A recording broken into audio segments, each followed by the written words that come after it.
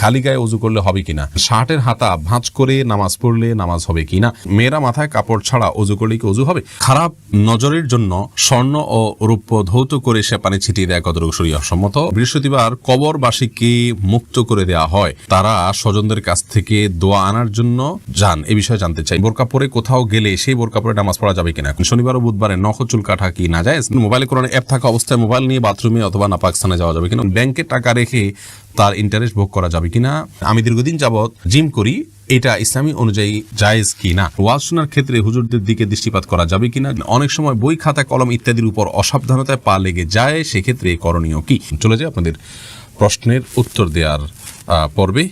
আমি শুরুতে যে প্রশ্নটি দেখতে পাচ্ছি, এমডি রাবিউল জানতে চেয়েছেন, বৃহস্পতিবার কবরবাসীকে মুক্ত করে দেওয়া হয়, তারা স্বজনদের কাছ থেকে দোয়া আনার জন্য যান, এ বিষয়ে জানতে চাই। সম্পূর্ণ কুসংস্কারাচ্ছন্ন কথা এবং ভিত্তিহীন কথা, কোরআন হাদিসের কোথাও এরকম কোনো কথা বলা হয়নি।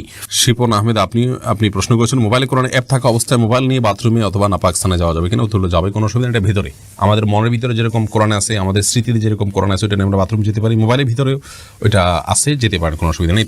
নাজমা বেগম জানতে চেয়েছেন, ওয়াজ শোনার ক্ষেত্রে হুজুরদের দিকে দৃষ্টিপাত করা যাবে কিনা, যদি দৃষ্টিপাত করলে আপনার মনের ভিতরে বাজে চিন্তা আসে, এরকম হয়, তাহলে সেক্ষেত্রে আপনার জন্য জায়েজ নেই, আর যদি সেরকম না হয় তাহলে জায়েজ আছে।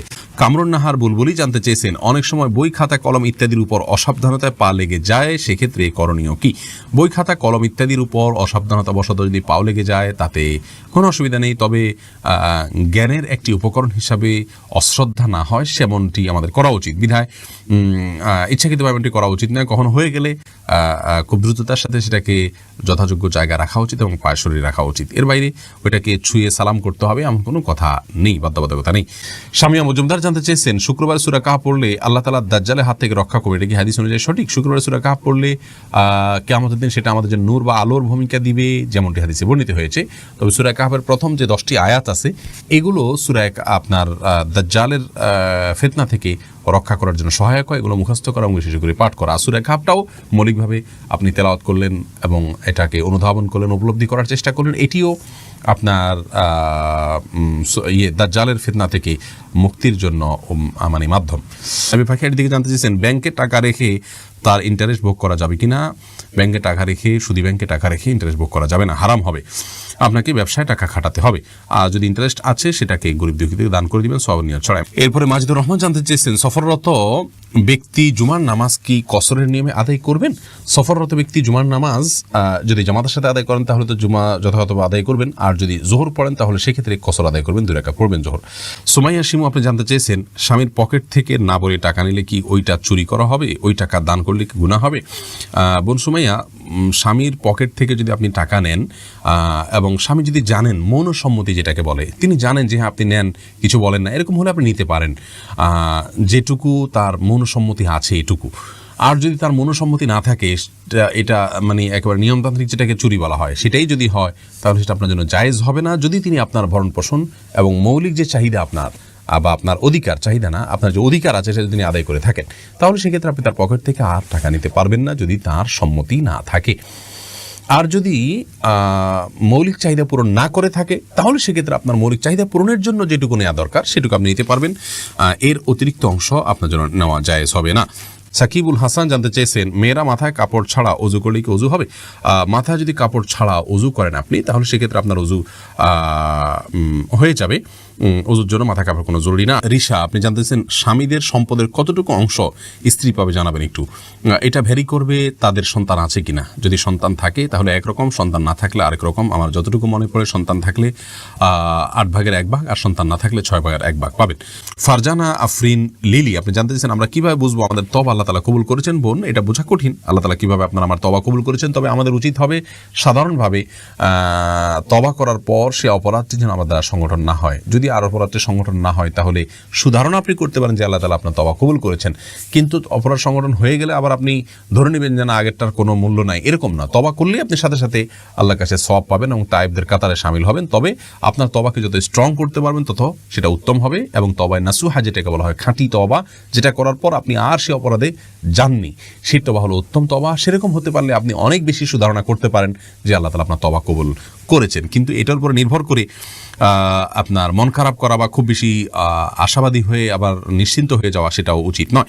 এরপরে ফৌজিয়াতুস সাদিকা আপনি জানতে চেয়েছেন বাচ্চা নষ্ট হলে কতদিন নামাজ রোজা রাখা নিষেধ। বাচ্চা যদি আপনার স্বাভাবিকভাবে জন্ম নেয় অথবা অস্বাভাবিকভাবে বাচ্চার হয় জন্ম হয় বা আপনার মৃত বাচ্চা বের করা হয়, তাহলে সেক্ষেত্রে এটা নেফাসের বিধানভুক্ত। সর্বোচ্চ 40 দিন পর্যন্ত নামাজ বন্ধ থাকবে, তারপর নামাজ পড়তে হবে। আর যদি তার আগে ব্লিডিং বন্ধ হয়ে যায় তাহলে যেদিন থেকে বন্ধ হয়ে যাবে সেদিন থেকে নামাজ পড়তে হবে। উম্মে নাইমা জানতে চেয়েছেন আমি একা থাকতে পারি না, একা থাকতে খুব ভয় পাই। আমার মনে হয় আমাকে কেউ দেখছে, কেউ আমাকে ধরতে আসছে।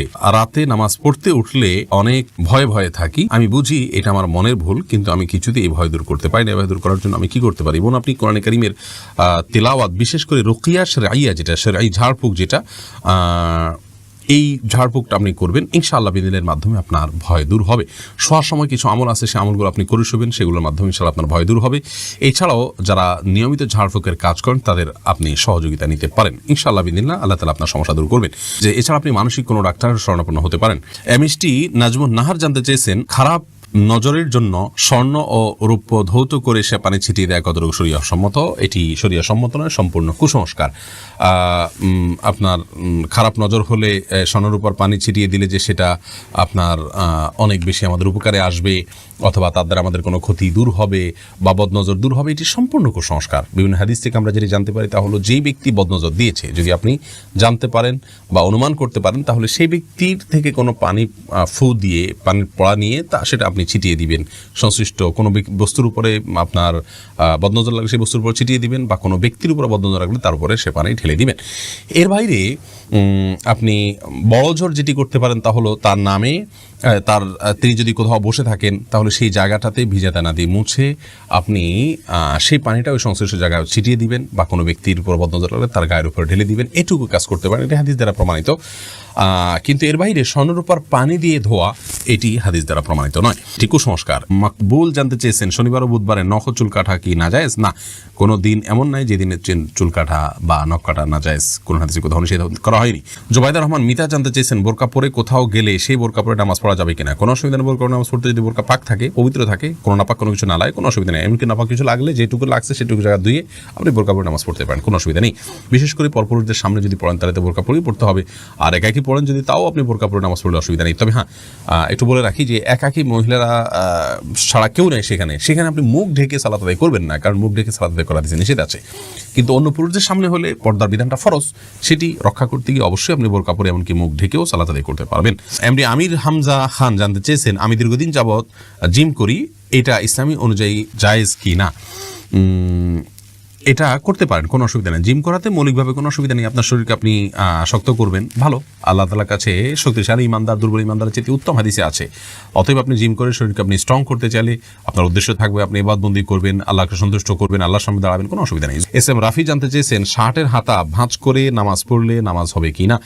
নামাজ হয়ে যাবে, কিন্তু অনুচিত। হাদিসে নবী সাল্লাল্লাহু আলাইহি ওয়াসাল্লাম নিষেধ করেছেন পোশাক ভাঁজ করে যেন নামাজ পড়া না হয়, এটা মাকরুহ হবে। এমডি মাহবুব ইসলাম জানতে চেয়েছেন খালি গায়ে ওযু করলে হবে কিনা? ওযু করার সময় দোয়া আছে কিনা? ওযু করার সময় শুধু বিসমিল্লাহ বলে আপনি ওযু করবেন, বাস যথেষ্ট, আর কোনো দোয়া পড়া জরুরি না। আর মানে খালি গায়ে ওযু করতে পারেন, কোনো অসুবিধা